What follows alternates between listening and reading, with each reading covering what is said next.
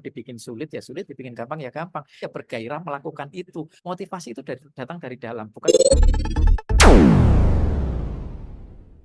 Assalamualaikum warahmatullahi wabarakatuh. Salam sejahtera buat kita semuanya. Jumpa lagi dengan saya, Rudi Cahyo. Masih selalu di acara Kata Rudi Cahyo.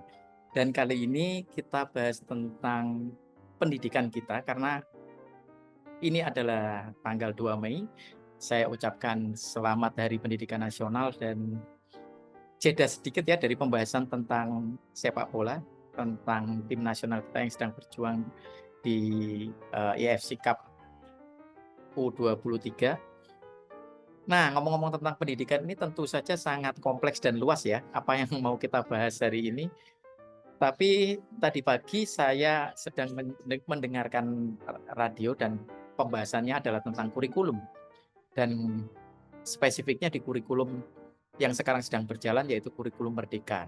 Ya, kita akan berbicara tentang kurikulum Merdeka yang buat sebagian orang ini menjadi keluhan, buat sebagian orang lain ini adalah sebuah opportunity atau kesempatan. Artinya ada pro dan kontra di kurikulum ini, yang kalau saya dengarkan dari pembahasan tadi, itu ngomong soal memang spesifiknya pembahasan di radio itu cuman ngomong soal apakah orang tua itu harus tahu tentang kurikulum dan perkembangannya dan bagaimana penerapannya di sekolah anaknya.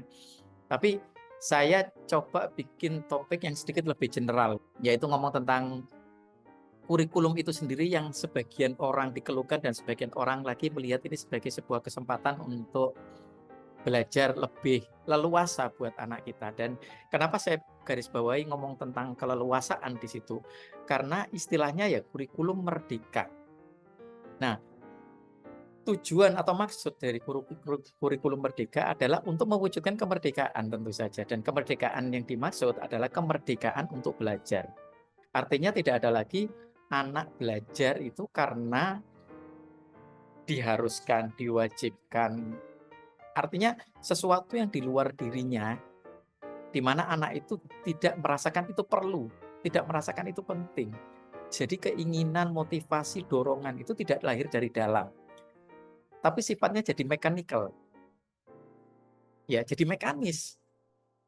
Jadi belajar karena diwajibkan oleh kurikulum, karena harus belajar mata pelajaran ini atau belajar mata kuliah ini.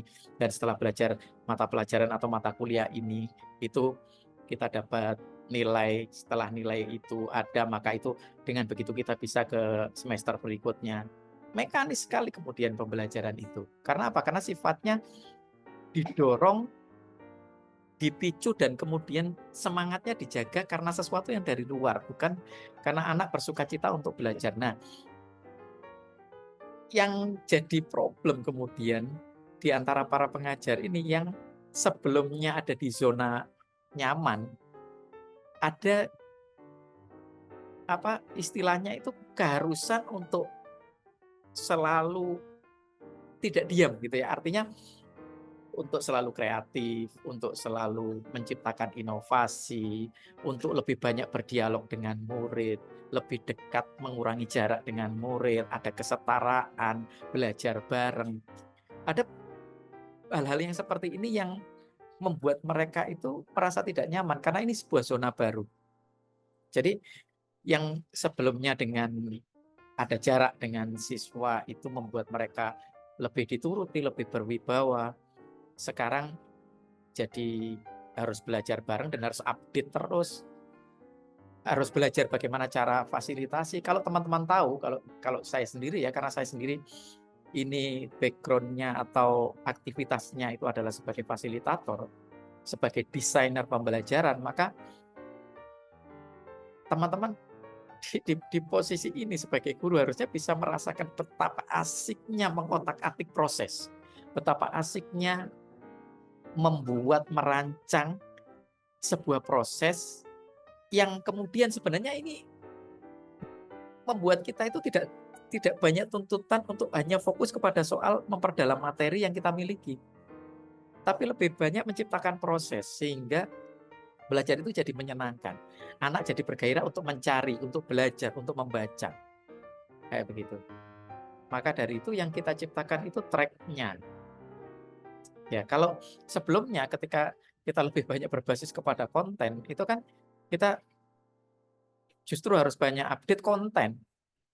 Kalau saya sih lebih senang kita update fasilitasi di proses ya, kayak gitu. Itu akan membuat selain membuat anak-anak belajar dengan sukacita, kita juga ikutan di dalamnya dalam aktivitas yang seru itu.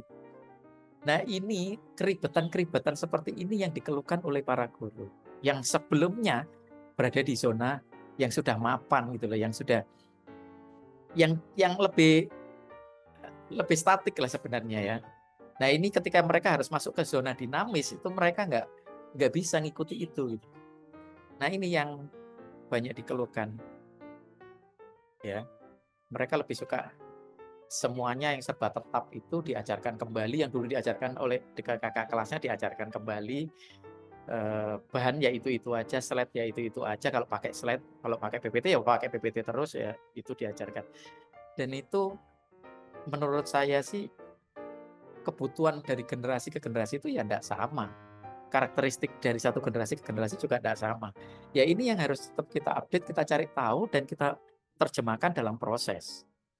Itu yang bikin ada banyak atau sebagian atau bahkan mungkin banyak ya yang merasa mengeluh dengan kurikulum ini yang kalau dalam versi bahasa mereka bilangnya penuh ketidakpastian. Ya tapi sebenarnya kalau dalam bahasa positifnya ini ya sesuatu yang lebih dinamis, bukan ketidakpastian, tapi sesuatu yang lebih dinamis dan kita tidak biasa dengan itu. Tadi ada seorang penelpon di radio itu mengatakan bahwa kalau dibikin sulit ya sulit, dibikin mudah ya mudah. Ini sebenarnya komentar yang menarik. Artinya kalau dibikin sulit, kalau kita artikan bahwa kita harus lebih dinamis mengatur ini, mengubah sesuatu, harus lebih kreatif dan itu dianggap sebuah kesulitan, dianggap sebuah beban, ya jadi sulit. Nah, itu yang bikin tadi yang dikatakan sama penelpon itu, kalau dibikin sulit ya jadi sulit kemudian. Nah, terus ya, kata yang pembandingnya kalau dibikin gampang jadinya gampang gitu kan katanya dia. Artinya gampang itu yaitu tadi justru kita tidak terbebani oleh updating konten, artinya konten tetap update, tapi tugas utamanya lebih ke updating proses. Kita harus kenal karakteristik siswa kita. Dan itu lebih seru sebenarnya. Kalau dibikin gampang ya itu jadi gampang. Kita jadi pembelajar yang sesungguhnya gitu. Kita tidak terus-terusan di posisi harus mengajar, tapi pembelajar. Justru kita belajar bersama mereka. Kita ngemong istilahnya, ngemong, bukan ngajari tapi ngemong.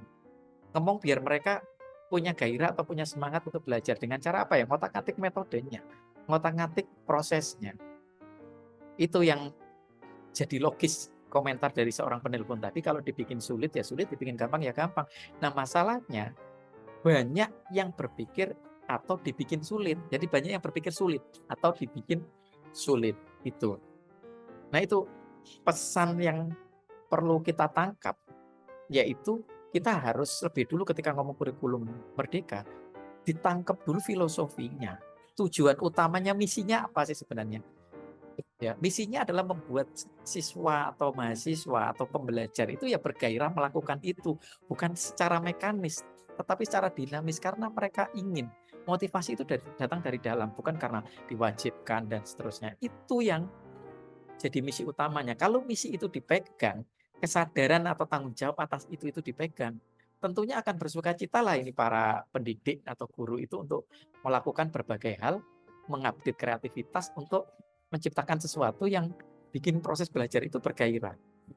Itu yang seharusnya dilakukan. Nah, demikian kira-kira untuk topik di Hari Pendidikan Nasional kali ini. Sekali lagi saya ucapkan selamat Hari Pendidikan Nasional. Beri dukungan terus buat Rudi Cahyo TV dengan cara like, share, komen, dan tentu saja subscribe. Sampai ketemu lagi di Kata Rudi Cahyo yang akan datang. Assalamualaikum warahmatullahi wabarakatuh.